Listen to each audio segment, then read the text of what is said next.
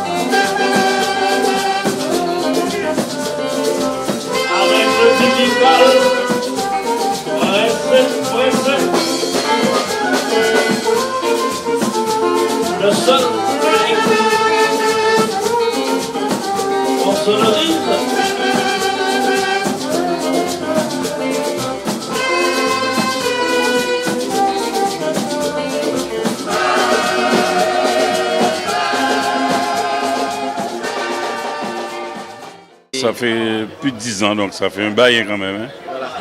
Alors Camille, comment ça s'est passé ces prestations dans l'Hexagone? C'est monté en pression crescendo et là, on est installé. Si c'était pour faire plus de dates, on aurait pu, mais bon. À ce point? Il faut dire que nous sommes tous des travailleurs, nous ne sommes pas tous à la retraite comme certains papis qui sont là. C'est d'actualité. Donc, non, mais ça s'est bien passé, sincèrement, ça s'est bien passé. Ouais. Les gens redemandent et moi, ça m'a fait plaisir. Mais justement, est-ce que le fait, parce que j'ai entendu ça depuis quelques minutes, le fait parce que vous êtes en Guadeloupe, vous voyez le public, les gens vous suivent, et là vous avez des publics différents, et c'est ce qui peut-être qui vous touche quelque part. Oui, ça touche, mais on aurait dit qu'on n'a pas changé tellement de public, puisque les gens, ils se mettent dedans, ils font, bon, c'est pas la même chaleur que chez nous, mais c'est toujours, ce sont les Antillais, hein. Ouais. Et même hier soir, j'ai été étonné. Même les hexagonaux, quoi, les métros se sont mis aussi de la partie. Et puis, ça m'a étonné quand même. Il y en a, bon, ils dansent comme les fourmis, mais c'est bon, puisqu'ils prennent le son. Non, mais c'est vrai que moi, j'ai été agréablement surpris de voir que les gens raffolent de la musique de Typical. Ça veut dire que Typical, c'est une légende. qu'il ne faut pas qu'on laisse mourir parce que c'est vrai malheureusement que tout ce qu'on a s'en va, mais bon, après il faut oublier qu'on laisse une trace pour la jeunesse. Parce que la musique antillaise en elle-même a tendance à s'éparpiller quelque part. Ouais. Enfin, ça c'est mon avis. Hein, oui. Ça, c'est mon avis, hein. Mais est-ce que justement il ne faut pas revenir aux vraies valeurs de la musique antillaise quelque part? C'est une musique qui existe, elle est là. Oui, elle est là, mais le problème c'est que chaque génération te dit, ah oui, mais cette musique-là c'est ma valeur. Moi je sais que c'est ma valeur, parce que moi j'ai été bercé par le Typical, le Super Combo, les Maxels, les Aiglons, donc forcément c'est ma génération. Mais bon, on va s'évertuer et surtout à s'attarder à ce que cette musique-là reste, même si nous on s'en va, mais au moins qu'on laisse une trace vivante.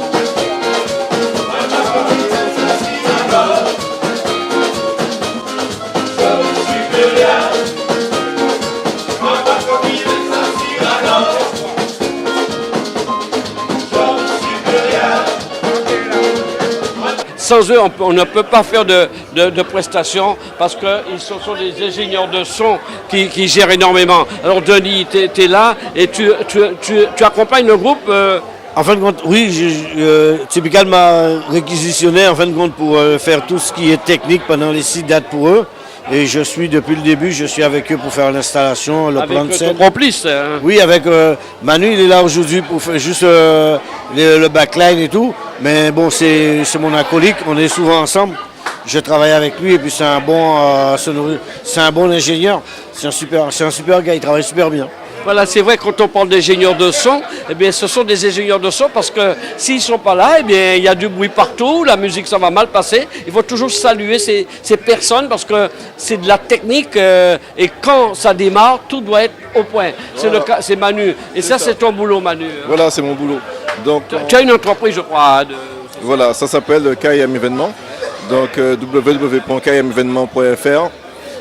Sur internet et on peut voir même sur YouTube les différentes vidéos avec les différents groupes que j'ai déjà fait auparavant.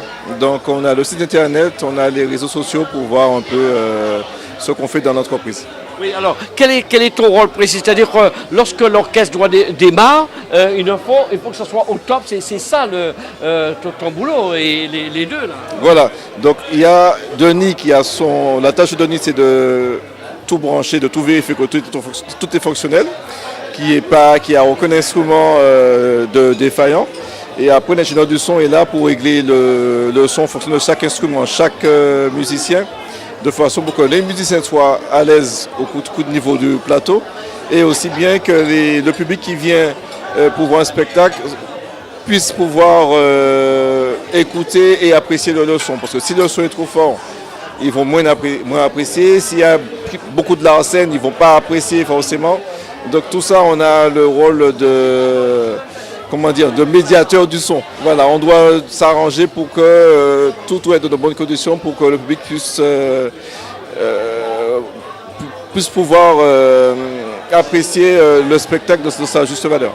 Et puis Denis, quand on parle de son, c'est une tonne de matériel aussi. Oui, c'est le matériel aussi à ramener, mais Manu, il est équipé pour. Et tu sais, on travaille la plupart du temps, on travaille ensemble. Symbiose. On travaille ensemble. Et quand il me fait vous entendez bien. Hein, oui, il n'y a pas de problème. C'est mon grand frère. Voilà. Et par exemple, Manu, quand je parle de matériel, tu arrives là, tu dois tout comprendre. Tu es peut-être habitué, il peut avoir un problème parfois. Comment ça se passe? Au fait, il faut être réactif. Voilà, il y a un problème, il faut être réactif. On n'a pas le temps.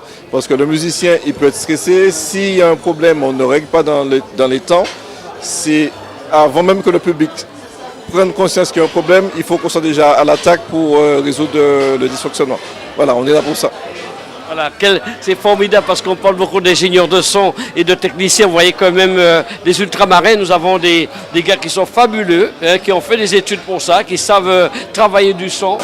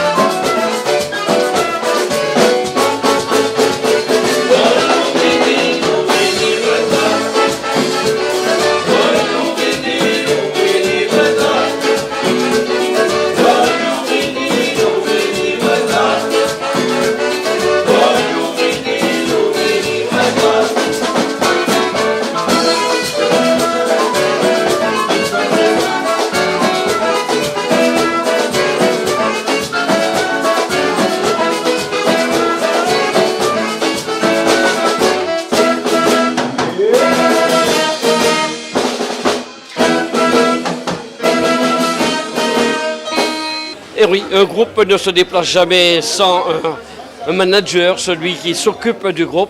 J'ai le grand plaisir d'avoir avec moi Jean-Michel Omer qui gère ce groupe Typical Pressé depuis quelques années. Alors Jean-Michel Omer, nous sommes pratiquement à la fin de ces prestations d'Hexagone. Quelle leçon, quelle conclusion on peut en tirer alors que nous sommes ici au Délice. Il y a encore une prestation cet après-midi. Oui, ben, tout à fait. Ça s'est très bien passé parce que ça faisait longtemps que le Typical n'était pas venu en métropole. On était attendus, donc on a fait de bonnes prestations et tous les retours corrigés, les gens étaient très heureux. Et la preuve tout à l'heure là, les gens encore ils attendent. Et surtout aussi à Château-Thierry hier au soir, ça s'est magnifiquement bien passé. Les autres aussi c'était super. Mais quel était le public à Château-Thierry? On quitte un petit peu Paris. Oui, on quitte Paris. Il y avait des Antillais. Il y avait des gens du pays aussi. Il y avait de tout le monde. Donc voilà, beaucoup d'Antillais. J'ai même rencontré des amis que ça fait 22 ans que je n'avais pas vu, qui vivent à Château-Thierry. Alors, c'est vrai que lorsqu'on manage un groupe de ce genre, il y a énormément de membres au sein du Typical Pressé. C'est facile à gérer. Ça y est, il y a une bonne discipline. Ils ont respecté un peu tout, on va dire, en quelque sorte. Oui, en général, ça s'est bien passé parce qu'avant de partir, il y a eu la réunion de préparation et tout le monde a bien respecté les consignes. Ce qui était plus dur à gérer, c'était les heures de sommeil parce que c'est pas évident d'enchaîner les 3 jours. La semaine dernière, c'était samedi, dimanche, lundi. Ce week-end, si c'est vendredi, samedi, dimanche. Et les trajets sont longs. Parce que quand nous avons quitté Château-Thierry ce matin à 3h30 pour rentrer sur Paris, c'est 2 heures de route. Et il fallait qu'à 9h, on soit là pour la balance d'aujourd'hui. Donc, on a très peu dormi, mais ça va. On a l'habitude de ce genre de problème, quoi. C'est pas un problème, mais c'est pour faire la balance, pour régler tout. Voilà. Et puis il y a les températures, vous avez de la chance qu'il fait au moins 16, 17 en ce moment, il ne fait pas trop froid. Non, les musiciens ont bien accepté oui, tu sais, on vient dans un pays du soleil, donc c'est pas évident pour nous de venir dans le froid. Mais bon, il y a ceux qui supportent plus ou moins, il y a ceux qui supportent mal, mais quand même on supporte bien. Voilà, donc à ce niveau ça va. Pas de grand problème au niveau pour la température. Ouais, on s'est bien acclimaté. Voilà. Toi, justement, qui manages ce groupe, est-ce que tu as vu une quelconque différence entre les Antilles et puis Paris, l'Hexagone, avec le public? C'est-à-dire que c'est pas pareil. C'est deux organisations différentes. À la Guadeloupe, pas son organisation. Ici, il y a une autre organisation. On ne peut pas comparer parce que quand tu es en métropole, il faut accepter à l'organisation d'ici. Quand tu es en Guadeloupe, tu te mets à l'organisation de la Guadeloupe. Si tu vas en Martinique, en Guyane, c'est une autre organisation. Donc il faut se mettre de l'organisation. Comme ça, ça va, quoi. Il n'y a pas de souci.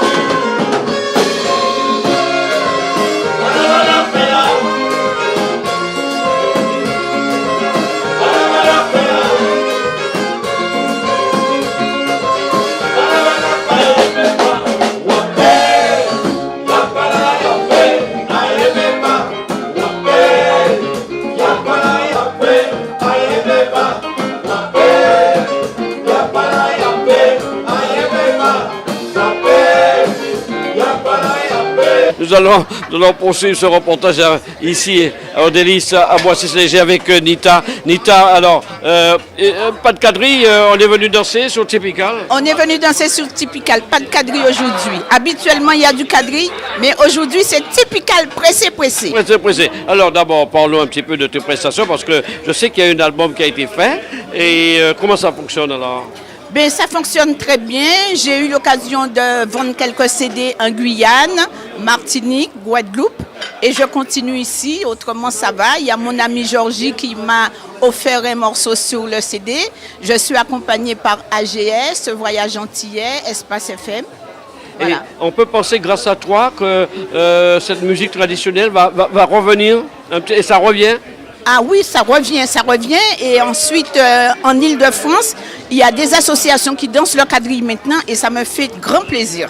Grâce à toi? Grâce à moi et Madi Ekera.